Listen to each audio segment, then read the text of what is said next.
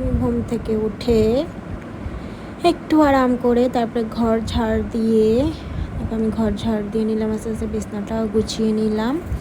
বিছনাটা গুছিয়ে তারপর বারান্দা টারান্দা সব কিছু ঝাড়টা দিয়ে পরিষ্কার করে তারপর চলে গেলাম আমি স্নান করতে। তারপর আমি ভালো করে স্নান টান করে তারপরে ফ্রেশ হয়ে আমি চলে আসলাম আমার গোপুসোনাকে পুজো দিতে। ওকে আমি পুজো দিয়ে তারপর চলে গেলাম কিচেনে গিয়ে চাল ডাল ধুয়ে সব রেডি করে নিলাম। তারপর আমি কিছু বাসন ছিল সেগুলো আমি ধুয়ে ক্লিন করে নিলাম। তারপর আনলাম মাটনগুলো নিলাম, নিয়ে আমি ধুয়ে ভালো করে নুন মাখিয়ে রেখে দিলাম। তারপরে এখন চলে আসলাম ডালটাকে বসিয়ে দিই। ডালটা আমি বসিয়ে তারপর আলু পেঁয়াজ এগুলো সব মাটনের জন্য কেটে নিলাম।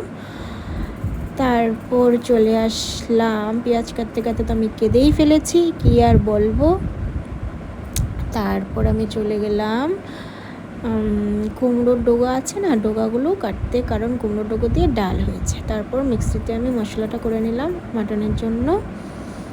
তারপর আর কি এই আলাদ খেয়ে কাজ করছি। ডোকাগুলো ধুয়ে পরিষ্কার করে ডালে দিয়ে দিলাম। অল্প বয়েল হলে তারপরে আমি ডালটা ফোড়ন দিয়ে দিব। তারপর চলে গেলাম ছাদে, কারণ কাপড় ছিল আজকে, কয়েকটা কাপড় ধুয়েছিলাম, হাতে ধুয়েছিলাম যেহেতু মেশিন আজকে ইউজ করিনি। তারপরে ধুয়েগুলো মেলে টেলে চলে আসলাম। তারপর এবার মাটনের পাল্লা, আলুটা ভাজতে বসিয়ে দিয়ে এদিকে আমি কিছু খাবার খেয়ে নিচ্ছিলাম, কাজু কিশমিশ রোজের খাওয়া। তারপর মাটনটাকে আমি প্রেসারে